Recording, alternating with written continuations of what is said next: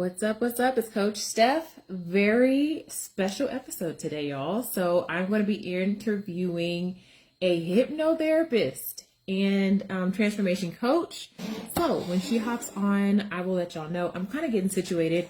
If you're watching the replay, #replay, let me know. So comment in the make a comment in the comment section and let me know that you're watching #replay. I'm so excited because we're going to be talking about the emotions behind eating. So I've kind of given y'all in the past like my take on emotional eating and how to mitigate that, how to manage that. But today we have another expert who I'm super excited to hear her perspective. So y'all know I go live every single week. I see you're watching, so you should be able to request to come on. Let me know if you're having trouble with that. But on my phone, you kind of slide over and it has like a person and then a picture. Yes. Okay, cool. Yay. I think I see you. What's up, ladies? If you're watching, say hello. I see several ladies on. Let me see. Allow guests to join. I see your request. Let's see if I can get on. Let's see.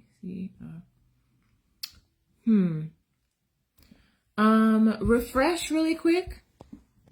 Hey, ladies. Hi, Sharon. Hi, Rashida.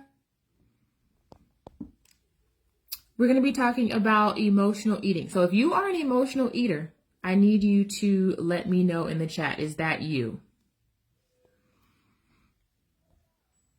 Let me know.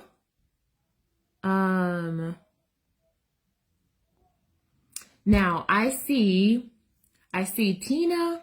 I see, I'm not sure how to pronounce your name, but Amatullah. I see Rashida. I see Michelle, but I don't see our guest, even though I see a request to join, which is really strange. And I'm going to bet that you have a, are you joining? You have to join from your phone. Type in the chat if you're joining from your phone.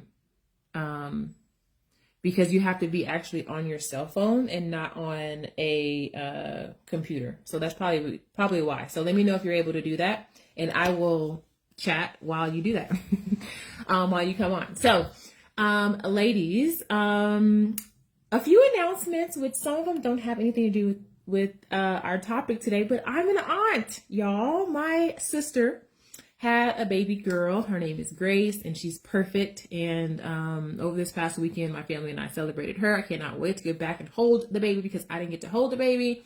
So you're looking at Aunt Steph over here. Aunt Steph, Coach Steph. So that's one really exciting announcement that I wanted to let y'all know. Obviously, you guys also know one-on-one coaching is ending very soon. I will be ending one-on-one coaching. I'm moving to group. You can already get on the wait list and save your spot for group coaching that starts in January. It's going to be amazing. Just to tell you a few things about it, we're going to have 2 calls a week. You still get a one-on-one call each month. So there's still that hybrid coaching aspect. We're going to have some guest coaches talking about, trauma and time management and stress management, things like that. We'll also have some live workouts that are exclusively for our group. So I'm super excited to curate this amazing community for you. So if you're interested in one-on-one coaching, if you're interested in, I see you now. If you're interested in one-on-one coaching or group coaching, I need you to get in where you fit in. I need you to DM me and let me know that you're interested. So, all right, y'all, our guest, I just clicked add. I clicked watching. What's up, y'all? If you are an emotional eater, let me know in the chat. Hello. Hi, how are you? I'm good. Were you trying to join from your laptop? I was on my laptop, absolutely. Yeah. And I said, something is wrong. I'm not doing something right. So That's perfect. okay. I'm so glad that you're able to make it. I'm going to let you introduce yourself. And kind of tell us what you do, and then we'll get into it. And you guys, if you're watching, if you have questions about emotional eating, if you know that this is you, number one, let me know. And then number two, drop your questions in the chat. So go ahead and introduce yourself. Absolutely. Good evening, everyone. My name is Kiara Williams, and I am a certified hypnotherapist. I am a transformation coach, and I love all things mindset. I love all things people, and I'm so, so excited and honored to be here with you guys tonight. So tell us a little bit more about this title because I absolutely love it. And I want our viewers to know, like, who do you work with and what does it mean to be a hypnotherapist and a transformation coach? Absolutely. Well, I am educated and certified through the Tad James Company. We're the world's largest and leading NLP hypnotherapy in the world. We graduate more hypnotherapists than any other company in the world. And it's just an honor to work with them. Apart from that, I own my own business, which is the Key to Mindset. And I focus on all things mindset. It's very important to me. Hypnotherapy is something that I added to my tool chest from being a life coach. So hypnotherapy was something that I got into that was able to help me, that I was able to find to help me, to help other people on a deeper level. So I got to the point to where I was helping people, not only helping people, but helping myself. And I said, there's something missing. Like, I know the 1, 2, 3 steps, but something's not clicking. And I'm a person that if I don't get it, I'm going to stop and stay right there until I get it. So if any of you are like that, you are in good company because I have to get it. It has to make sense to me. I don't care how many books I read. I don't care what other people are saying or doing. I have to get it. And so I took a deep dive into hypnotherapy and I really studied. I had to learn exactly what hypnotherapy is to also demystify it, right? Because we hear a lot of stuff on TV. We see things on TV that tells us this is what hypnotherapy is, or someone's going to take control over you. You're not going to be conscious, and all of that stuff is just an illusion. Like, I promise I've never put anyone in a sunken place, and I'm not going to have you clicking like a chicken. But what I can do is help you change your habitual habits and patterns over a course of time. And it's something that not only I've studied, not only I've been trained in, but it's also something that I've used within myself. I've lost over 100 pounds. And I should have brought some pictures so we could have posted it in the group, but I've lost myself over 100 pounds, and it's very psychological. And so when we kind of discovered each other at the same time, Coach Steph and I, like, she was looking at me, I was looking at her, and I'm like, it's something about her. And she's like, it's something about you. And I'm like, I love it. But I love this. Like, she's somebody that I would follow until the end of time because she incorporates the wellness, but also the mental side. And that's something that's missing from a lot of gyms and weight loss programs. It's like, go hard, lose the weight, feel great, get in shape, all this catchy stuff they say, but they never deal with the internal, right? And so if we don't deal with the internal and we only deal with the external, oh, you'll lose the weight, it'll come back. You have to realize what got you there. And as a therapist, I've always said, using this as a comparison to someone who's on drugs or a crackhead, I'm not concerned about the fact that you're a crackhead. I want to know what drove you to that point. So I'm not concerned that you're obese, that you're 300, that you're 400, that you're 20 pounds overweight. What took you down that road? What do you feel before you eat? Like, if you don't address the root, there is no true cure. So again, I'm excited to be here. Ask any questions that you may have. I'm totally an open book. Okay, cool. Thank you so much for sharing your journey. I noticed that I can't see any comments on my phone, but I got my laptop popped up here. So, hey Michelle, Tina, everyone saying hello. I'm an emotional eater at times. Okay, I see. See, I didn't even see all these comments. All right, cool. So, emotional eating. Number one, what are some telltale signs that you can give us in terms of how you can identify if you are an emotional eater? What are the things that you typically see? One thing that you can typically see, I'm going to say this, there's a difference between hunger and craving. there's a difference between hunger and, I just want something sweet to eat, right? So one thing that I do before I put anything in my mouth, I give myself a 30-second to a minute buffer. And I say, Kiara, what are you feeling? What are you thinking about right now? And I track my thought. I go back to what happened before you decided to go get this Ben and Jerry's ice cream. Like, what just happened? Was it the phone call from your mom? Was that a trigger because she's calling you, telling you that there's family drama going on? Or did you just get an email from your boss and now it's like, okay, let me, like, you have to catch it real time. And it just takes a level of awareness within yourself to say, whoa, that triggered me. It could be your husband. It can be your kids. It could be any. We are triggered by anything. And it really does come with self-awareness and just really being able to still yourself enough to see what it is. And so what I want everyone to do, even if you have struggled with emotional eating, you're not alone, but everyone has a vice for the most part. You may go for Ben and Jerry's while another person may go for a cigarette, while another person may go for a bottle of wine. We all use it to escape. Anything outside of you that you help to decompress is also suppressing an emotion that we need to deal with. So my buffer, one thing that I live by before I put anything in my mouth, because I know I have been known to overeat, I say, okay, Kara, what are you thinking? What are you feeling? Is it irritable? Are you irritable? Are you antsy? Are you anxious? Just check in with yourself. Ask yourself that emotion. Like, what am I feeling right now?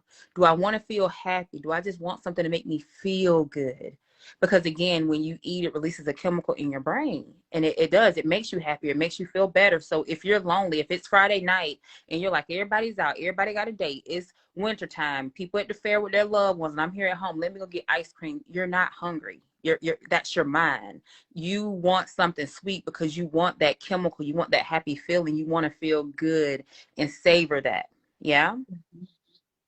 Yeah. Mhm. I think that too, what you said, um, what I wrote down was presence, like practicing being really present with your feelings and like how you're feeling. And I would love to know from the ladies watching, what are your triggers when you think back? Because we are creatures of habit and we can typically identify certain triggers. It might be, like you said, your husband, your boss. Um, it might even be like a habit where you're like, when I go sit in this chair with this certain blanket and I roll up like this, like I just feel Mhm. like I should have a bowl of something right here. It might just be something simple like that. Like, what are your triggers that you notice that you're like, man, I'm eating and I'm not really hungry. I know I'm not really hungry, but I'm having this anyway. Um, so Michelle says stress. Yes, Chelsea's check in with your feelings. Michelle says definitely want to feel good. And one thing that I will say about that too is like sometimes it's how you want to feel. Like you might want to feel comfort, but you also might want like be escaping a feeling that you don't want to feel. Maybe you're feeling sad and lonely, and so to avoid feeling that, then you go eat. It could be that as well. Um, Someone said, as for me, it's for stress from work, work related stress. I go for chips. Mm. Um, so when you're dealing with someone who, it sounds like obviously identifying your triggers, you mentioned giving yourself a pause before you actually ingest something. Um, what do you feel like are the things that people who struggle with emotional eating, what's the hardest thing for them to actually stop and be more in control? Like, what is the thing that you have to work on the most? Mindset. More than anything, you have to deal with mindset. And let me tell you why. Based on the foods we eat, based on the packaging, based on the I don't want to just bash the food that we eat, but let's be clear, we're not eating the same foods that our grandparents were eating. We're not. We are eating different foods. We're eating processed foods. We're eating foods that make us crave more of those foods. So it's not even your fault per se that you do overeat because you're eating things that are addictive, that makes you crave. Sugar makes you want more sugar. Carbs makes you want more carbs. Like, the more you take it in, the more. So it's to a point to where you're not even consciously eating it. It is habit. It's something that you do more so out of, I just crave it. It's just something that I'm wanting to do. So mindset, being aware that, okay, if I'm hungry, I have to make the conscious decision to eat foods that I know that are going to be good for me. I have to consciously make the decision to not eat foods that are not so good for me. For example, one thing that I did when I started my weight loss journey, I started eating foods with one ingredient. Doesn't sound fun, but if you're thinking about why we're supposed to eat, which is for survival and nutrition and not for pleasure, what's wrong with eating broccoli? That's one ingredient. Chicken. That's one. Now, when you get into your nachos, your tacos, your chili cheese, all that stuff, you have all those ingredients. And it's like, am I eating for pleasure or am I eating for nutrition, survival, for my livelihood? And again, we like to eat. And we grew up in a culture that teaches us to eat. Everything we do is centered around food. Oh my gosh, I'm having a baby. Let's have a baby shower. Let's have food. Oh my gosh, I got a promotion. Let's go out to eat. Oh my gosh, I'm getting married. Let's have dinner. Like, everything is centered around food. And so what I tell my weight loss clients is, I tell them, I say, you're not a dog. Quit rewarding yourself with food. You know, when you have a dog, it's like, sit, treat, go pee, treat. And so every time we do something, it's like, well, I need food. I need a cake. I need a cupcake. I need to celebrate. And so you've trained your brain to look for that. But instead, I would suggest saying, I just got a promotion. Let's take a trip. Let's take a girls trip. I just got engaged. Let's go to the spa, girls. Come on. Challenge yourself to reprogram yourself to not only find food as your only outlet source.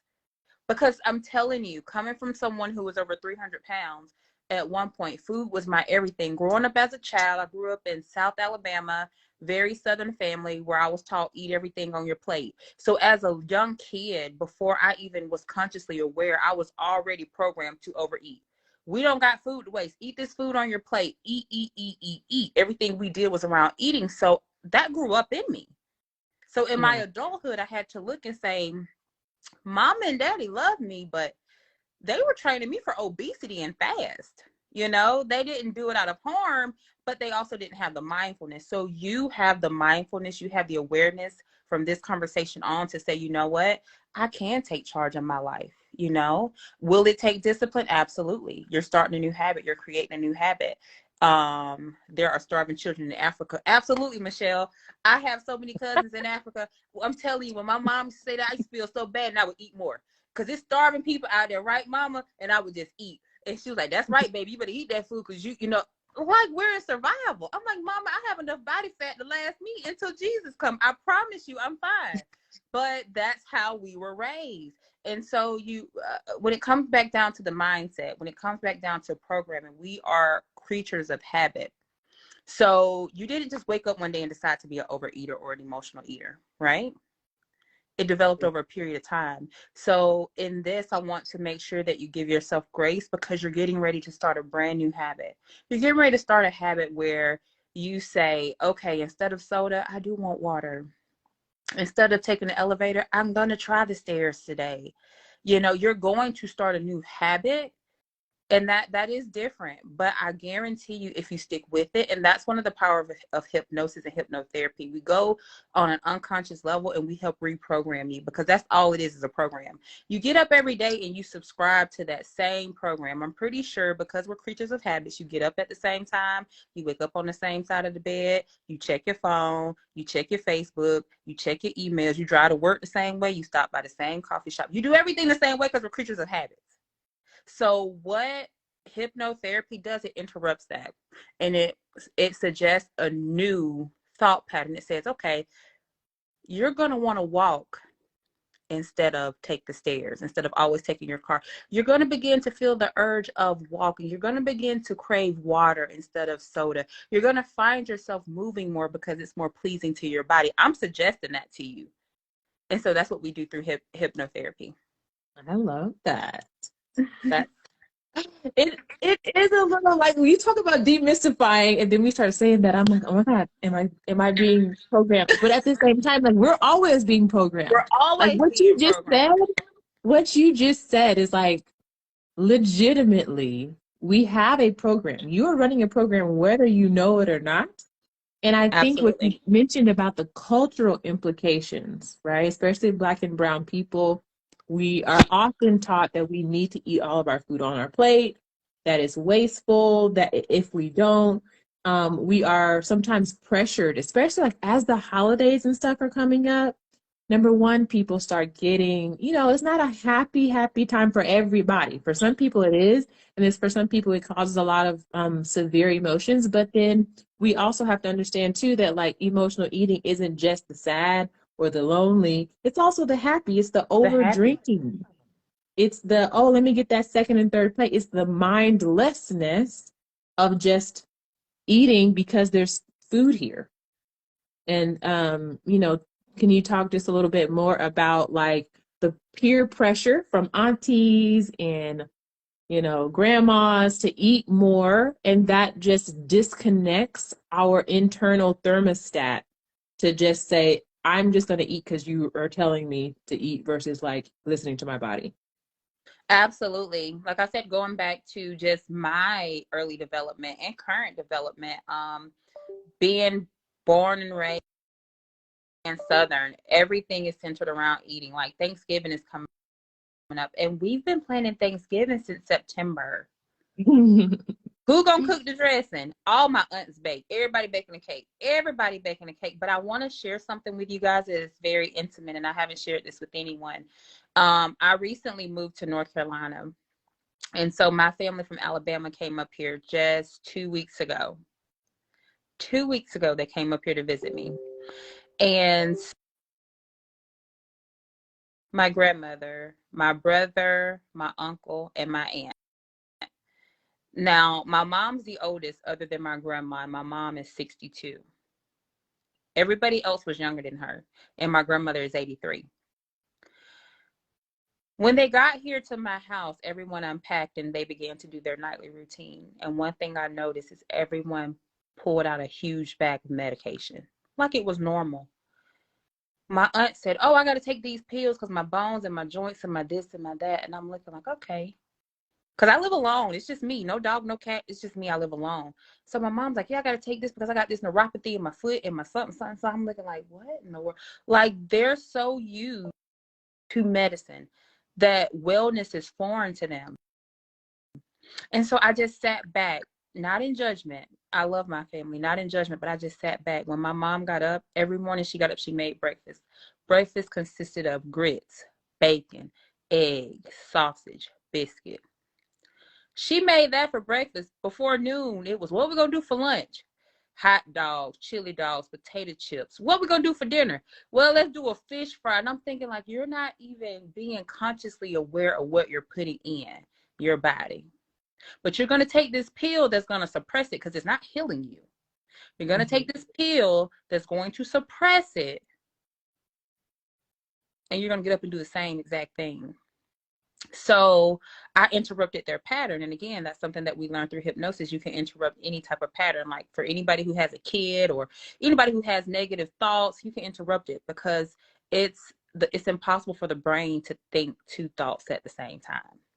Right? I don't know if you guys knew that, but it's impossible for the brain to think two thoughts at the same time. So if anybody's ever spazzing out or doing something weird, if you want to break them out of that state, you can simply say, hey, do you smell coffee? Because now they have to bring their awareness and their sensory acuity into the room to say, I don't know, I don't smell coffee. See, you're thinking about it, so now your mind isn't even on the problem. That's what we do to break you out of hypnosis. When we're going through hypnosis and I'm bringing you back into the room, I say, hey, do you smell coffee? And you're like, no, but I have you out of that meditative. Oh, I need to go to the store. It's just around the corner. I'll walk. So everybody in here just cooking and eating and snacking. My mama said, well, I don't want you to go by yourself. I'll go with you. My brother said, well, y'all don't need to go by yourself. And then my uncle said, well, let's all just go for a walk. See, if they were at home, they wouldn't have done that. All it takes is one. person. All it takes is one decision. All it takes is one thing to change. They probably didn't even have it on their plate to walk. So I said, I'm going to walk to the store. So that was one thing to just insert to break their habit, their routine of just eating whatever, not even being conscious of what they're putting in their mouth. And so I made a decision when my family was here. I looked at them. Like I said, I've lost over 100 pounds. My highest weight was 338 pounds. I have pictures on Facebook. Feel free to message me. I'll show you. I'm not coming from a place where I lack compassion. I know what it feels like to be addicted to food. Seriously. But I looked at my mom and I looked at my uncle and I'm half my mom's age. Is to carry around a bag of medicine. And I had to have that honest conversation with myself. Do I want a young, vital life? Or do I want a life of pain, a pain of suppression, a life of fatigue, a life of, I got to take this for my blood pressure. I got to take this for my, no, I can't take this cough syrup because this cough syrup don't work well with my blood pressure. I said, wait a minute, like this is just too much. Yeah, It's just too much. for sure. And so by seeing that, I said, you know what? I'm grateful every day for the choices I make. So you have a choice about the pressure. Ask yourself, do I want to trade places with them? Now, if there's someone that's in optimal health, by all means, if they eat whatever they want to do, which I'm sure they're not, follow them. But if someone's pressuring you when it comes to eating, even when it comes onto your family, look and say, would I trade places with them? That's a great place to start. Yeah. And I think the bag of medicine, I can so see that right now, the large Ziploc baggie, all your medicine. And it's Yep. just like what you said, it's not fixing the problem. It's just masking the symptoms. That is Absolutely. it. And so if that's you, right, and you know that your health habits are not like where they need to be, and you feel like, I know I need to do something about it, but I'm not really doing something about it consistently. My question to you is, what are you going to change? What are you willing to change? Because it is going to require you to give up something. I'm super curious to know if anybody here that's watching has had hypnotherapy before. I'm super curious what you said about interrupting the pattern.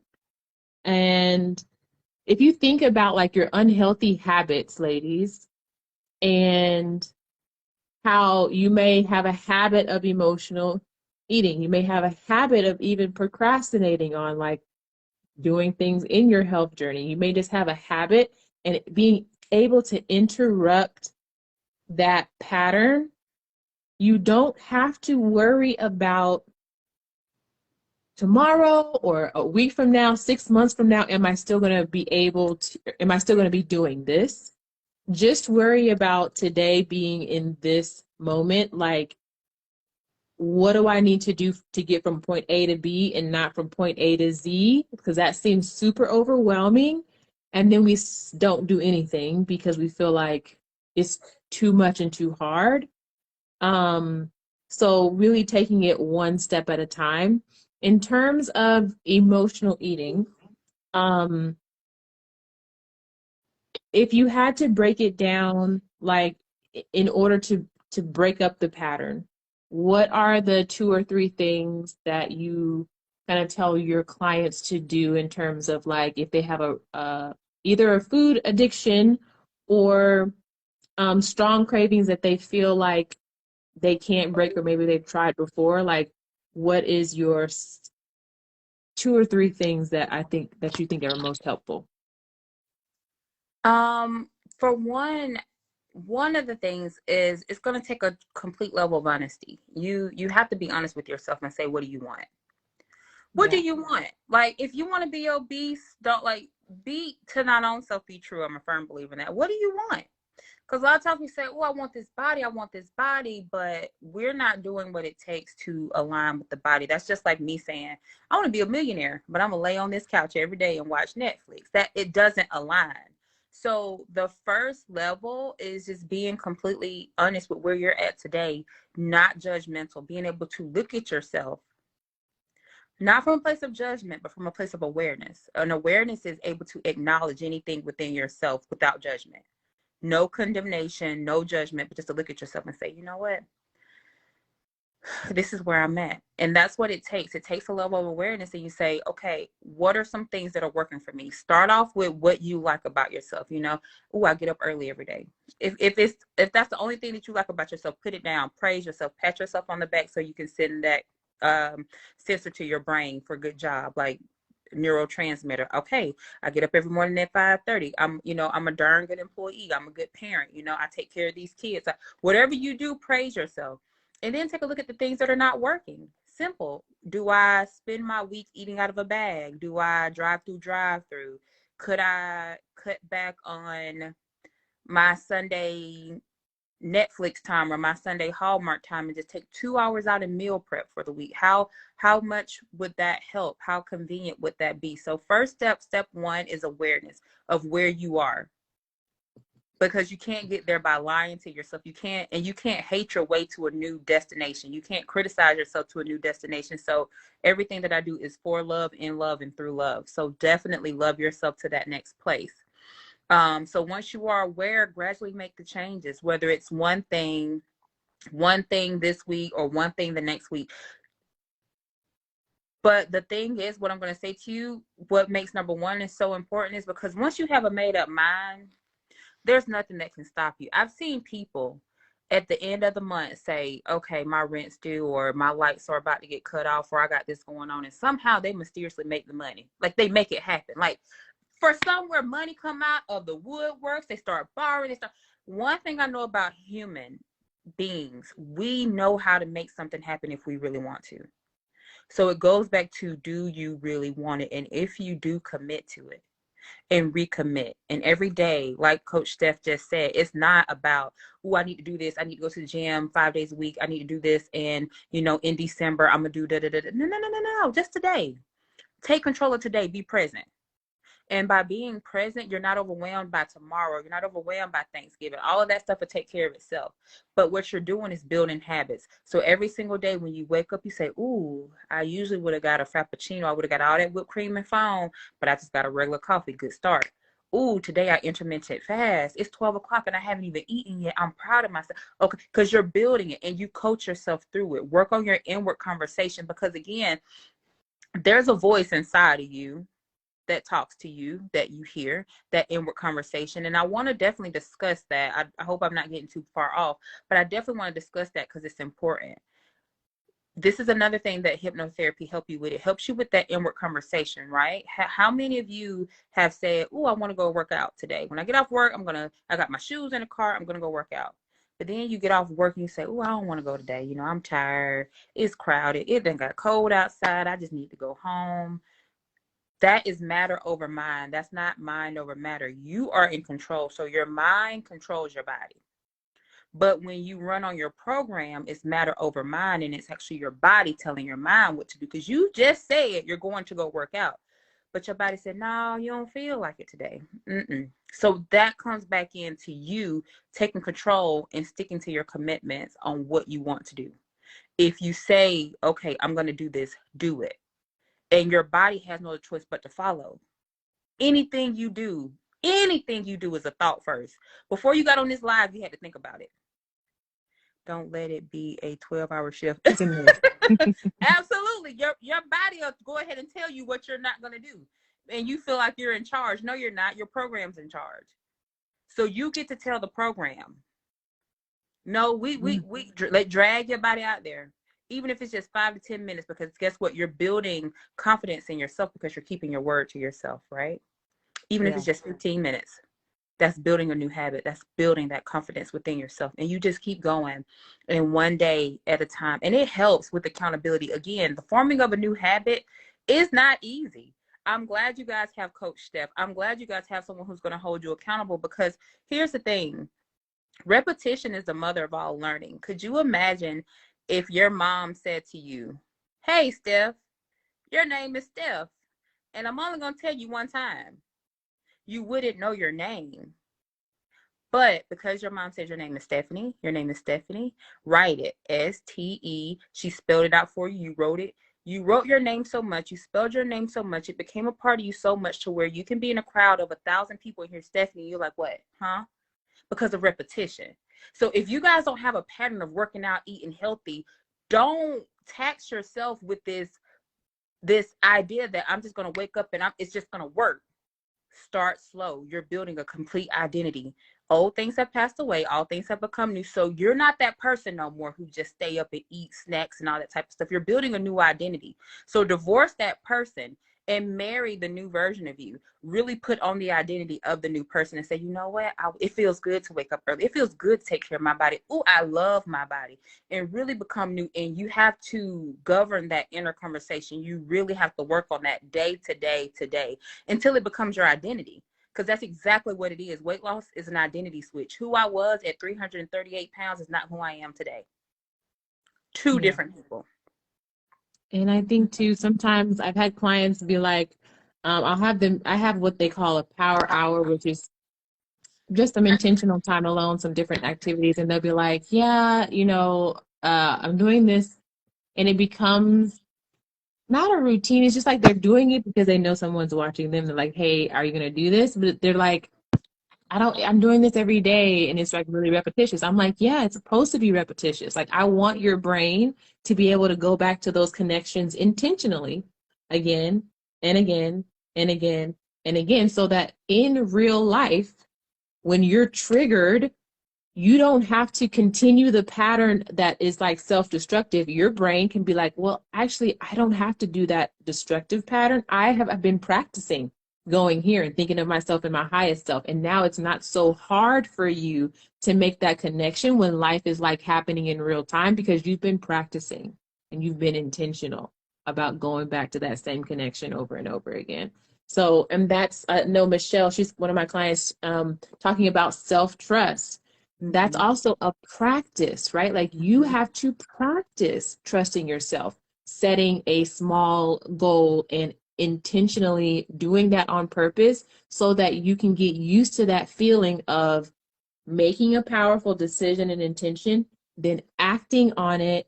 Then your brain says, oh, look at me. I'm really consistent. I'm doing what I said I was going to do. And then that builds your confidence to do more and more.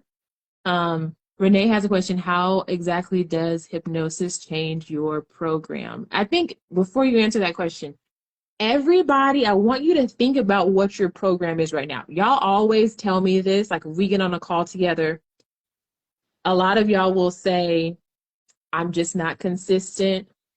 I'll start something and then I don't finish it. I just need more discipline, right? Like, all of these negative affirmations that you're saying about yourself is part of your program. But I want you to think, if you're watching this, like, what is your program? What is your thing that you do without even thinking about it? And that, like, identifying what that programming is. So you can go ahead and answer the question. Oh, I love that. And that's a good question. So, like Coach Steph said, we're being suggested to all day against our will. We don't even know it. So if I say to you guys, ba-da-ba-ba-ba, I'm loving it, you never took the time to learn the McDonald's theme song. But that's the McDonald's theme song. You know how it's kind of catchy? So we're programmed against our will without even knowing we're programmed. So what hypnosis does, you're in a meditated state. And so say your programming is, oh, I'm lazy, I'm inconsistent, I don't like working out, I don't like going to the gym. While you're in that meditated state and your unconscious is wide open. So I want to paint a picture for you. Your conscious mind, picture a game of soccer. And there's the goalie in front of the net, right? And the goalie's job is to block everything out of the net. But if you move the goalie, what happens? There's a wide open net. So that's your conscious mind over your unconscious mind, right? So that's just like if I was to say to you, Coach Steph, tomorrow you're going to win $1 million. That sounds good, but the conscious mind, that person standing in front of the net, is going to say, whoa, that's not real. You didn't play the lottery. You don't have an inheritance. Where the money gonna come from? Why would she say? You see that? That's the conscious mind that blocks. The unconscious mind receives everything. It can't reject anything. It's always on. That's the reason why I can say ba da ba ba ba. You never told yourself to learn that, but you know it because you've heard commercials, you heard things over and over. Like we know just do it. You never took the time to learn Nike's slogan, but how come you know just do it is associated? Because we're constantly being fed with subliminal messages. Our unconscious mind cannot reject. So what we do in hypnosis, you're in a meditative state, which means that person, that goalie that's in front of that net is moved away. So that part of you that says, oh, I'm lazy, oh, I can't do this, that person is moved to the side. It really suspends the critical faculty, and we all suspend our critical faculty. Like I said, it's nothing that we do to you. Hypnotherapy is not power over. It's something that you allow yourself to do through a meditative state. And so when I say suspend your critical faculty, have you guys ever watched a movie with Superman? Like he goes into the telephone pole, well, he goes into the telephone booth and he comes out and it's a bird, it's a plane, no, it's Superman. You don't get up and leave the movie theater and say, this isn't real. People can't fly. This stuff is just crazy. No, you go with it because you're suspending your critical faculty. Yeah. So you have the ability to cut that part of you off. And so that's what happens in hypnotherapy. Through a meditative state, your critical faculty is at rest, and we can talk directly to your unconscious mind, the part of you that's easy to program, the part of you that, like I said, the critical mind that's saying, I'm lazy, I'm tired, I can't do this, I've gained too much weight, I've had kids, I can't lose. That part of you is moved out the way. So in a meditative state, we have scripts and suggestions, and I talk to you. Like I said earlier, for example, it would be if I was given Coach Storm, and you're not under hypnosis by any means at this point, but this is just an example. I have to ask permission before I do it. I took an ethical clause. Hypnosis, we're very serious about that, and we do practice ecology. So I don't want anyone to think that anything is happening to them, and I do have to say that because people really do think we're going to do something to them. But if I was doing hypnosis with Coach Steph and she had all of those barriers in front of her, I would have a script for her that sounds something like, exercising is easy for you. You find it more and more in the days to come that you are craving water. You're craving natural foods and healthy foods that feels good to your body. You are beginning to walk more, dance more, play more. When you usually would sit down, you find yourself more energetic, more vibrant, wanting to live life to its extreme fullness. You are finding yourself going for foods that make you feel good, only foods that are going to make you feel good. And you are receiving this on an unconscious level, and your body is agreeing with this on an unconscious level. And so I would go on and we would do that script for about 30 minutes to an hour. She come out of hypnosis, and guess what? It's not a magic pill, right? She feels like nothing's happening. But let me tell you a review I get from my clients. You feel like nothing happened. You woke up. You come out of hypnosis, you're like, okay, I feel good. I wasn't in a sunken place. I feel fine. When I follow up my clients next week, I'm like, tell me, how was your week? How was things going? Oh, it went good. My daughter had a softball game, and after her softball game, we walked the track. And I'm like, when did you start walking the track? Yeah, we walked the track, and after that, we went and got a salad. Really? Yeah, it just tastes so good. And I usually snack during the day, but I've just been so busy this week. On an unconscious level, the change begins to happen. You're not even aware that you're changing into this person. And that's one of the things that my clients say all the time. Yeah, I used to crave cars, but I can't tell the last time I had one. And because on an unconscious level, what that part of you leads you. Like I said, it's matter over mind at that point. And whatever you believe on a soul level is what manifests outwardly. So it's reprogramming you all over again. Just like Coach Steph believes her name is Coach Steph. And if anybody calls Coach Steph, she's going to respond because she believes that on a deep level. Well, if we can reprogram you to believe on a deeper level that you want to eat foods that are good for you, that are healthy for you, you want to walk, you want to do things that are going to have you a long, healthy life, you're gonna do it. This is so good. I was thinking about how you said, I really like that you said that the unconscious mind cannot reject. That is so important because when we think about like as us children and how much programming we get from our parents, and things that are said, things that are not said, things that are done, that are not done. And we're just soaking all of that up. And then we wonder why, as children, we have these reactions. And I'm just thinking about, I've had several clients who we've talked about like our inner child and Mm-hmm. what that means and how we can go back and kind of reprogram. And it's just like, wow, what you said, like you are really just wide open, Mm-hmm. especially when You you're a are. child, because you're not super, your conscious mind isn't like a great goalie at this It point. hasn't been established. So from the ages of 0 to 7, your body, your brain is in theta state, which means it's in receptive state. That's why they tell you between the ages of 0 to 7 is the easiest time to learn multiple languages. Is kids are like sponges. Why? Because again, that critical faculty hasn't been developed. At 7, you begin to come into your critical consciousness where you can decipher right from wrong. Oh, Santa Claus really isn't real. But again, we believe Santa Claus was real and was coming down a chimney, and we didn't even have a chimney. We believe that a fairy flew and put money under our pillow because we had nothing but imagine. We had nothing to judge it against. So in that moment between the ages of 0 to 7, our parents weren't aware. They didn't know that they were programming us, but they were programming us. And so great Now that I philosophers, know, yeah, great I'm like, now that I philosophers. know. Oh yeah, and you can. A lot of people consciously program their children. A lot of philosophers, like your Einsteins and stuff, they will tell you, if you show me a person between the ages of 0 to 7, I'll show you the man. We are a program. We're made up of programs. That's where your belief come from. That's where your religion come from. That's where your thoughts come from. Everything comes from your program. If Yeah. you, being an African American woman, grew up in China and your program was Buddhism, I don't care what you're your program. Yeah. It has you. So You have been interesting. programmed from birth. Absolutely. So you can change that. You're at a place now where you're aware. You can consciously change that. You can change anything about yourself. You get to say, you know what, this doesn't work for me anymore. It worked all the way up until now, but you know what, it doesn't work for me anymore. And I used to be unhealthy and I used to eat chitlins and hog maws and do all this stuff to bond with my family, but I don't want to do that anymore. And you got the right to choose, and you can. Yeah. You can. I've loved this. How can people get in contact with you? How can we follow you on social media? Absolutely. So I'm Kiara Williams on Facebook. I am Kiara underscore Ariane hypnotherapist on Instagram. And my website is also the key to mindset. I don't know if I sent that to you, but I will share it to the group. And everyone gets a free discovery call. Anybody that I sit down and I talk to about hypnotherapy or coaching or being a transformation coach, I believe in taking people from one place to the next, or taking people from ordinary to extraordinary, because it's in you. The power is within you. It's nothing I do. It's everything is on you. It's what you do.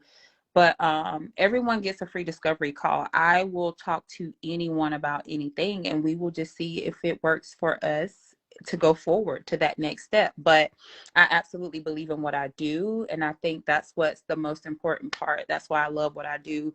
Not only is it something that I was trained to do, but it's something that I lived through. Like I said, I'm not just coming as someone who's teaching weight loss from a standpoint of get in shape, feel great. No, I'm coming from a place of, oh my gosh, I was over 300 pounds in a very narcissistic, abusive relationship, got pregnant, lost a baby, gained more weight, wanted to give up on myself, wanted to give up on life, dug myself out of that hole.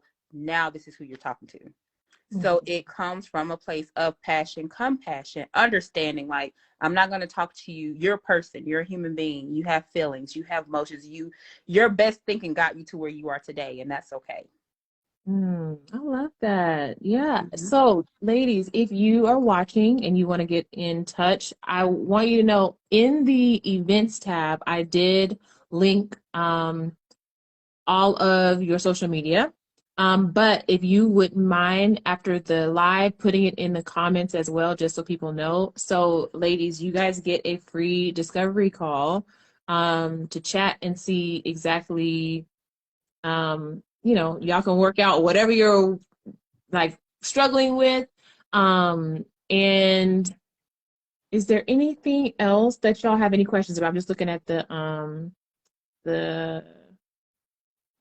comments. I think we got all of the questions. So if you're watching the replay, I want you to hashtag replay. Do not forget that. I want to know if you watched. Make sure that you go and check out all of the links and sign up for your discovery call. If you have any questions, y'all can still like pop this in whenever this live is over. Last words that you want to leave us with about emotional eating. Yes, you are not your emotions. That's what I'm going to tell you. Emotions come so that they can pass. And that's why I encourage the buffer. They come so that they can pass. You are not your emotions. And not to have TMI, but it's like gas, right? Like it comes just so it can pass. Emotions come just so they can pass. You don't have to assign a meaning to it. You don't have to make it more than what it is. It's emotions. And the moment you're able to take control of that and self-regulate internally, self-regulate yourself, regulate your nervous system. Because again, we all have different traumas. We all have different triggers. And there's no blame for that or shame for that. But the moment we're able to self-regulate, we're one step closer to a healthier, better life. Feel free to reach out to me. I am an open book. I am so honored to be here with you all tonight. I send love to everyone on their journey. You can do it. You got this. This is going to be the best year of your life. You're getting ready to kick 2023 in the butt. This is your kickstart. You don't have to wait. You don't need a new year. You don't need a new month. You don't need a new day. You need a new mindset. Right. It's not a day on the calendar. It's simply just your mindset. And a made up mind will make anything happen. So best luck to everyone. Best wishes. And I look forward to chatting with you all soon. I love that. Thank you guys for watching. I am definitely going to be looking up NLP. I think I am like on. I want to get the certification too. And I love the language that you used. Emotions come to pass. Sometimes we do so many things to get away from like painful emotions when Mm-hmm. they're just here to pass. I really, really like that. Yes. So thank you so much for being our guest. I hope that we will connect again soon. Y'all follow her and then let me know if you have any questions. I'll talk Thank to y'all you. soon. Thanks for watching. Bye. Bye.